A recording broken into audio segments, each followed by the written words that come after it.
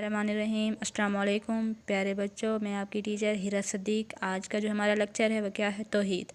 کل ہم نے پڑھا تھا اللہ تعالیٰ پر ایمان، تو ہم نے اس میں کیا پڑھا تھا کہ اللہ تعالیٰ ایک ہے، اللہ کے سوا کوئی معبود نہیں، اور اس کائنات کی ہر چیز کو اللہ تعالیٰ نے پیدا کیا ہے۔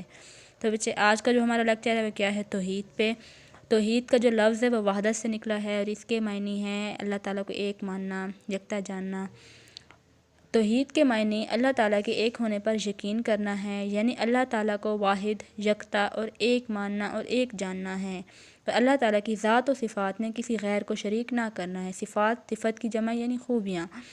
عقیدہ توحید ایمان کی بنیاد ہے۔ عقیدہ کسے کہتے ہیں؟ کسی چیز کو باندھنا یا گرہ لگانا۔ تو ہمارا ایمان کیا ہے کہ اللہ ایک ہے، تو یہی ہمارے ایمان کی بنیاد ہے۔ بنیاد یعنی جڑ ہے۔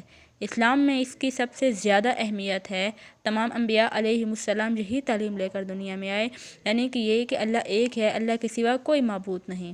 توحید کے بارے میں ارشادات باری تعالیٰ ہیں، وَإِلَٰهُكُمْ إِلَٰهٌ وَاحِدٌ، سورۃ البقرہ آیت نمبر 163۔ ترجمہ: اور لوگوں، تمہارا معبود خدائے واحد ہے۔ معبود یعنی جس کی عبادت کی جائے۔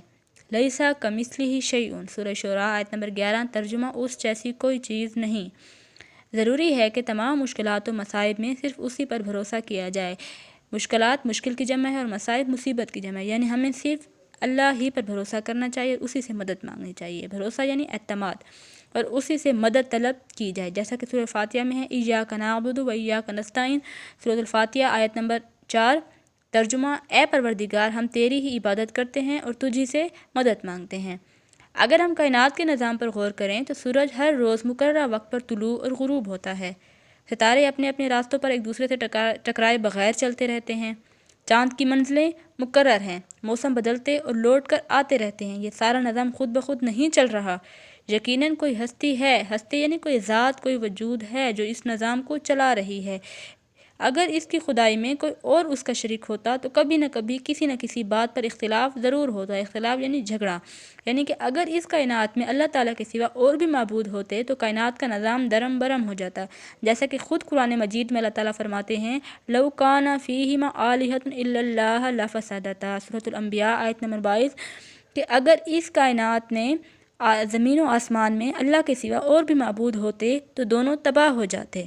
مختصر یہ کہ اللہ تعالیٰ کی ذات یکتا ہے، اس کا کوئی شریک نہیں ہے، وہی خالق و مالک ہے۔ خالق یعنی پیدا کرنے والا، مالک یعنی قابض۔ ہماری زندگی اور موت اسی کے ہاتھ میں ہے، ہماری تمام ضرورتیں وہی پوری کرتا ہے، اس لیے ہمیں صرف اسی کی عبادت کرنی چاہیے۔ قرآن پاک میں ارشاد باری تعالیٰ ہے، وَاعْبُدُوا اللَّهَ وَلَا تُشْرِكُوا بِهِ شَيْئًا، سورۃ نساء آیت نمبر 36، اور اللہ ہی کی عبادت کرو اور اس کے ساتھ کسی چیز کو شریک نہ بناؤ۔ یعنی ہمیں صرف اللہ ہی کی عبادت کرنی چاہیے اور اس کے ساتھ کسی کو شریک نہیں ٹھہرانا چاہیے۔ اللہ تعالیٰ سے ہر حال میں مدد مانگی جائے، اس کے سوا کسی کا ڈر یا خوف انسان کے دل میں نہ ہونا چاہیے۔ اس کے احکام کو اس کی مرضی کے مطابق پورا کیا جائے۔ عقیدہ توحید کی وجہ سے مسلمانوں کے اندر جرأت، بہادری، صبر، توکل اور یقین جیسی صفات پیدا ہوتی ہیں۔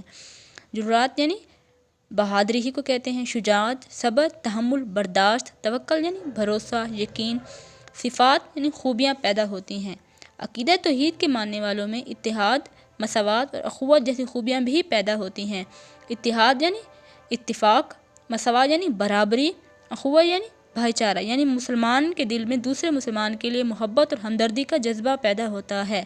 بچے اس چیپٹر میں ہم نے یہ پڑھا ہے کہ اللہ کے سوا کوئی معبود نہیں ہے، اس کا کوئی شریک نہیں ہے، اللہ ایک ہے، اور اس کائنات کا نظام چلانے والی ذات صرف اللہ تعالیٰ کی ہے، اور ہمیں صرف اللہ کی عبادت کرنی چاہیے، اسی کو حاجت روا اور کارساز سمجھنا چاہیے۔ اور ہم نے یہ بھی پڑھا ہے کہ عقیدہ توحید کے ماننے کی وجہ سے مسلمانوں کے اندر ایک دوسرے کے لیے محبت اور ہمدردی کا جذبہ پیدا ہوتا ہے۔ اگر ہم سچے دل سے اللہ پر ایمان لائیں گے تو احکام الہی پر عمل کرنا ہمارے لیے نہایت آسان ہو جائے گا، اور ہم شرک سے بھی بچ جائیں گے، اور اللہ تعالیٰ کے احکامات کی پیروی کرنے سے اللہ تعالیٰ کا قرب حاصل ہوگا، اور ہر معاملے میں اللہ تعالیٰ کی مدد اور نصرت حاصل ہوگی۔ بچے اب ہم اس کی ایکسرسائز دیکھیں گے۔ تو ایکسرسائز میں سب سے پہلے سوالات ہیں، مندرجہ ذیل سوالات کے جوابات تحریر کریں۔ تو کیا ہے؟ ایمان سے کیا مراد ہے؟ پہلا جو سوال ہے، ایمان سے کیا مراد ہے؟ اللہ تعالیٰ پر ایمان کا کیا مطلب ہے؟ ایمان سے کیا مراد ہے؟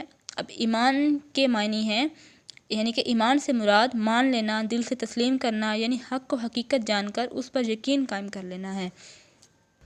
دوسرا کیا ہے؟ اللہ تعالیٰ پر ایمان کا کیا مطلب ہے؟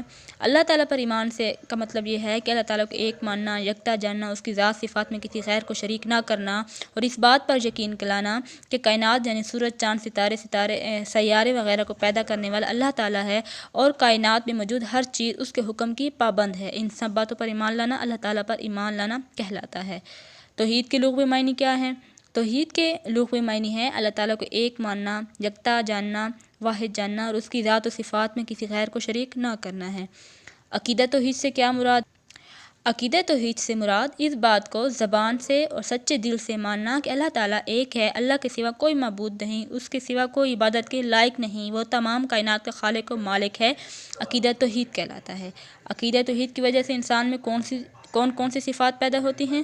عقیدہ توحید کی وجہ سے مسلمان کے اندر بہادری، صبر، توکل جیسی خوبیاں پیدا ہوتی ہیں، انسان کو قلبی سکون حاصل ہوتا ہے، انسان میں صبر، شکر جیسے اوصاف پیدا ہوتے ہیں، تقوی اختیار کرنے اور گناہوں سے بچنے کی انسان کوشش کرتا ہے، اور اس کے علاوہ اتحاد، مساوات اور بھائی چارے جیسی خوبیاں بھی پیدا ہوتی ہیں۔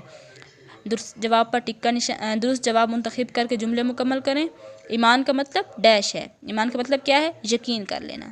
حضرت محمد صلی اللہ علیہ وآلہ وسلم اللہ تعالیٰ کے ڈیش رسول اور نبی ہیں، آخری رسول اور نبی ہیں۔ اللہ تعالیٰ کے احکامات پر پختہ ڈیش کا نام ایمان ہے، یقین کا نام ایمان ہے۔ زندگی اور موت ڈیش اللہ تعالیٰ کے پاس ہے، کیا ہے؟ اختیار اللہ تعالیٰ کے۔ توحید کا مطلب اللہ تعالیٰ کو ایک ماننا اور ایک ڈیش ہے، کیا ہے؟ جاننا ہے۔ خالی جگہ پر کریں۔ ہر مسلمان کا ایمان ہے کہ اللہ تعالیٰ ایک ہے۔ بچے میں نے پہلے سے ہی ان کو فل کیا ہوا ہے تاکہ آپ کو آسانی ہو اور آپ جلدی سے اپنا کام کمپلیٹ کر سکیں۔ اللہ تعالیٰ ہر ڈیش سے پاک ہے، عیب سے پاک ہے۔ حضرت محمد صلی اللہ علیہ وآلہ وسلم اللہ تعالیٰ کے ڈیش رسول ہیں، آخری رسول ہیں۔ کائنات کی ہر چیز اللہ تعالیٰ کی ڈیش کی پابند ہے، حکم کی پابند ہے۔ توحید پر یقین ڈیش کی بنیاد ہے، ایمان کی بنیاد ہے۔ اللہ تعالیٰ کی ذات ڈیش ہے، یکتا ہے۔ ہمیں ہر حال میں اللہ تعالیٰ سے ڈیش مانگنی چاہیے، مدد توحید سے مراد اللہ تعالیٰ کی ذات میں کسی ڈیش کو شریک نہ کرنا ہے، اللہ تعالیٰ کی ذات ساری دنیا کا ڈیش چلا رہی ہے، نظام چلا رہی ہے۔ ہماری زندگی اور ڈیش اللہ تعالیٰ کے ہاتھ میں ہے، موت۔ تو بچے کالم الف اور کالم بے اس طرح ملائیں کہ جملوں کا مفہوم واضح ہو جائے۔ یہ آپ نے خود ملانے ہیں، پڑھنا ہے اور کالم بے سے ملانا ہے۔ تو بچے آج کا جو ہمارا لیکچر تھا وہ یہیں پہ کمپلیٹ ہوتا ہے۔ آپ نے اس کو اپنی نوٹ بک پہ کرنا ہے اور یاد بھی کرنا ہے۔ اللہ حافظ۔